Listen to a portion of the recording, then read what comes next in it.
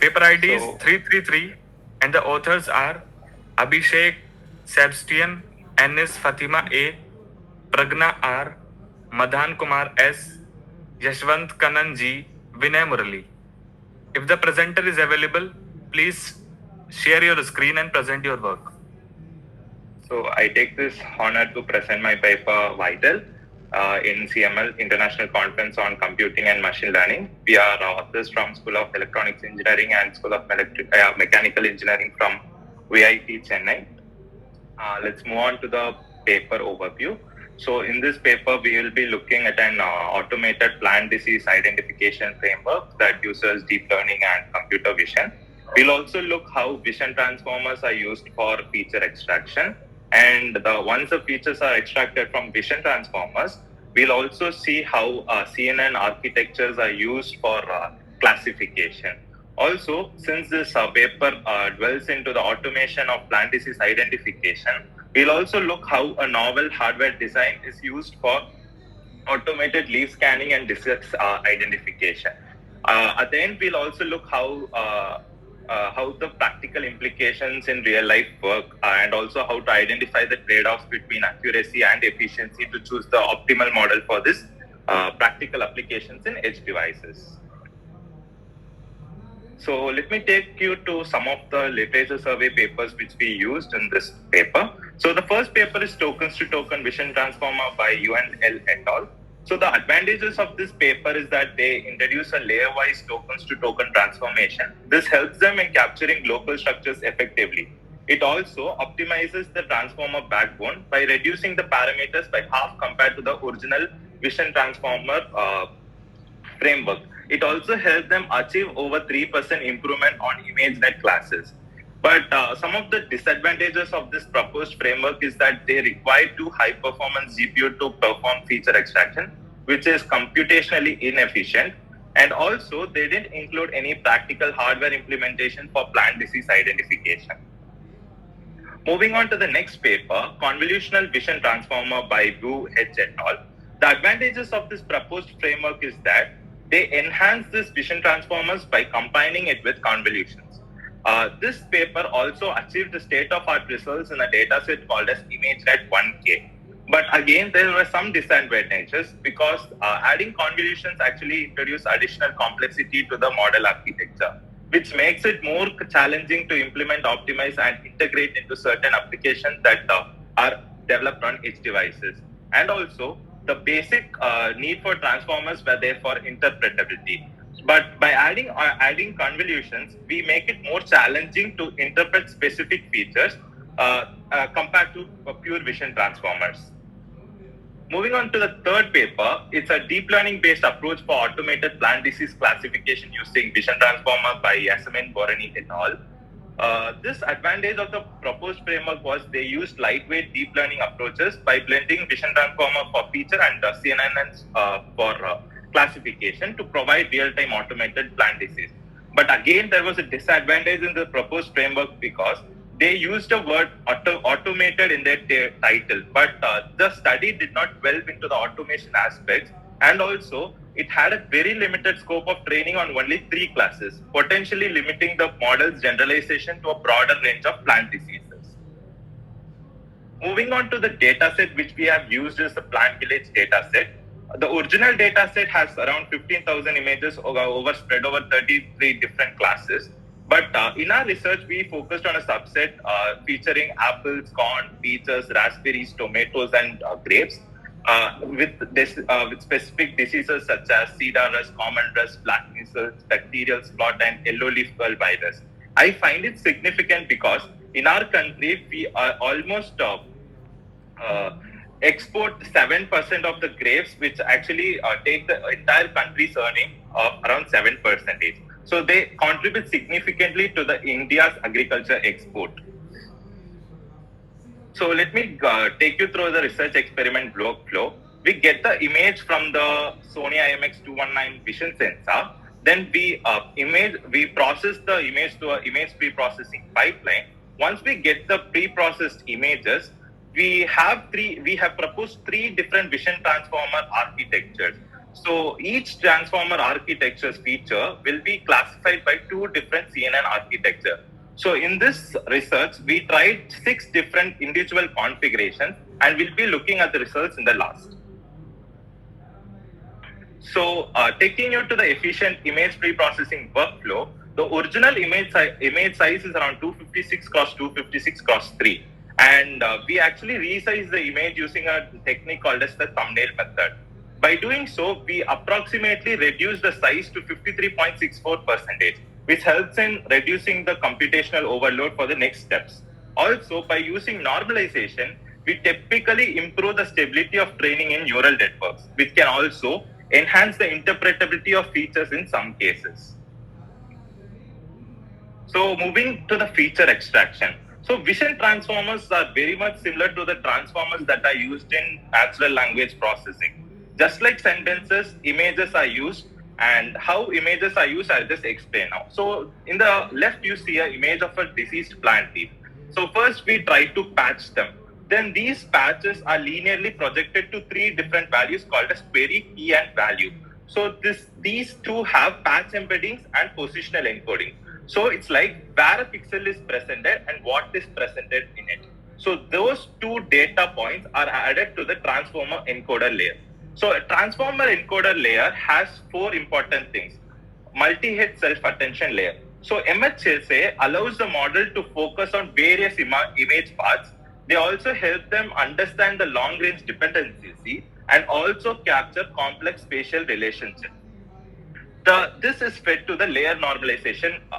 This actually helps improve gradient flow, stabilizes training, and also it boosts the generalization. This is fed to the residual connections. Residual connections are also called as skip connections. They help bypass layers or address vanishing gradients, preventing slow training. Because we will be using 6 transformer encoder layers, if we are not using residual connections, the model will start to slow its training and it won't learn any features. By the end of this 6th transformer encoder layer, we would be getting a 1D dimensional vector of size 0, 51,200. From this, we can understand that the total feature count is 51,200. It also signifies that there would be requirement of more computation overhead for the next classification step. Now let's move to the next feature extraction, which is a type 2. This is a vision transformer with a linear projection layer. In this, what we are actually doing is, it is very similar to the type 1, but in the last, we will be actually using a linear projection. This helps it to reduce the feature reduction by 90%. So the original size was 0, 51,200, but that one-dimensional vector is linearly projected to a smaller dimension of size 0, 5120. This is around 90% reduction in the final feature count, and also it signifies less computation in the next classification step. The third feature extraction is VIT with block-wise linear projection layer. Very similar to the first and the second, but in this we include a separate linear projection in the transformer encoder. This linear projection reduces the effective feature count by 50%. So if we are saying like layer 0 has 512, as we go through the layer 6, there will be only 8. So the size will actually reduce from 0, 51,200 to 0, 800. So this signifies we have reduced around 98.4% of the reduction in the final feature count. This says the least computation overhead for the next classification step. For now, after taking the features which are learned by the VIT transformers, we'll be including them with we'll be trying to classify them with the CNN architectures with varied complexities.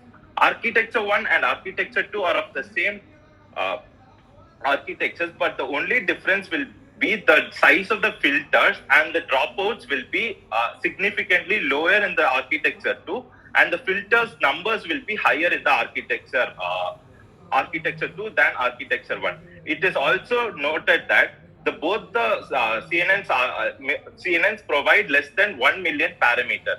Also, the computational overhead is considered to be higher in architecture 2 than architecture 1. Also, we have used max pooling and dropout to improve generalization of the models. As said before, we also proposed a novel hardware for the automated plant disease identification.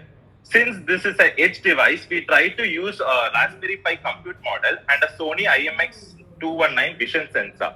The images from the 219 vision sensor is fed to the Raspberry Pi, and the software which we use through the vision transformers help in identifying the disease.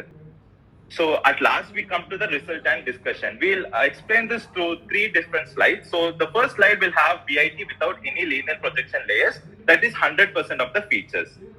In this, we can understand that the architecture 2 has slightly performed higher than architecture 1 because of the complexities in its model. Architecture 2 has an accuracy of 95% compared to the architecture 1's 94%. While we are reducing the features by 90%, the accuracy in both the architectures have reduced significantly, by architecture 2 only producing 92% accuracy and architecture 1 producing 90% accuracy. With the last layer, VIT with blockwise linear projection layer, we went with 98.4% feature reduction. Architecture 2 still has the ability to identify 91% of the test set properly, and architecture 1 with 89%. With an overall comparison, with 100% of the total feature, we have an average accuracy of 95%, a RAM usage of around 4 GB, processing time around 716 milliseconds. The efficiency score is counted to be 0.132. But if we are just using 10% of the total feature, we still get an average accuracy of 91%. RAM usage is around 800 MB, processing time is around 200 milliseconds. The efficiency score is around 0.455. But Okay. finally, Your time is over now. Finally, Thank you for presenting your work. Yeah, just 1 second. VIT with blockwise linear projection has around 1.6 of the total features, still has an average accuracy of 90%. RAM usage is 400 MB, processing time is 80 milliseconds, and the efficiency score is 1.125. So that's my conclusion. If this paper clearly defines the trade-off between accuracy and efficiency by introducing blockwise linear projection, and also this is the first framework when compared to literature aims to bring vision transformers to edge compute. It also proposes a novel scanner that could facilitate automated plant disease identification. So thank you. I request the session chairs to ask the queries if any.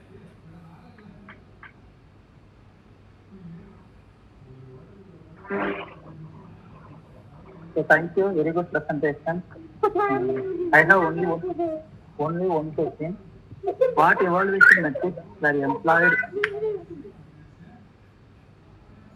So we have actually used 3 important parameters like precision, recall, and F1 score.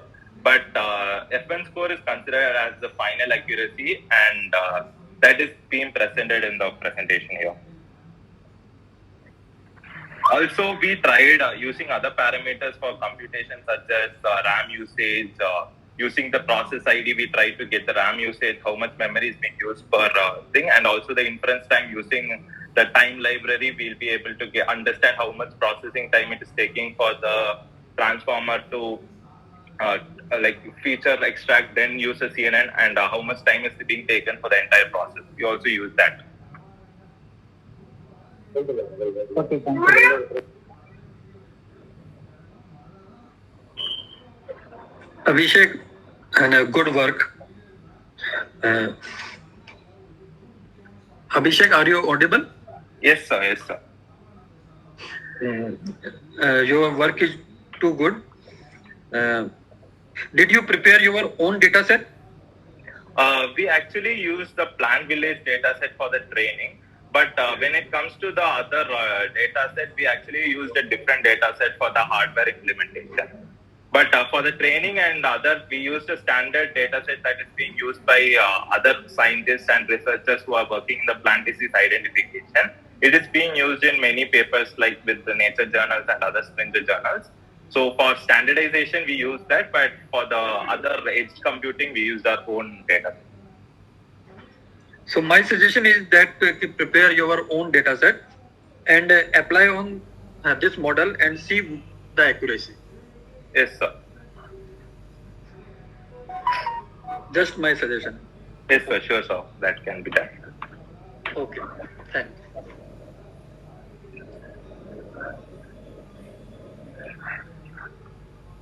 Next presentation is for the title A Comprehensive Approach to Sentiment Analysis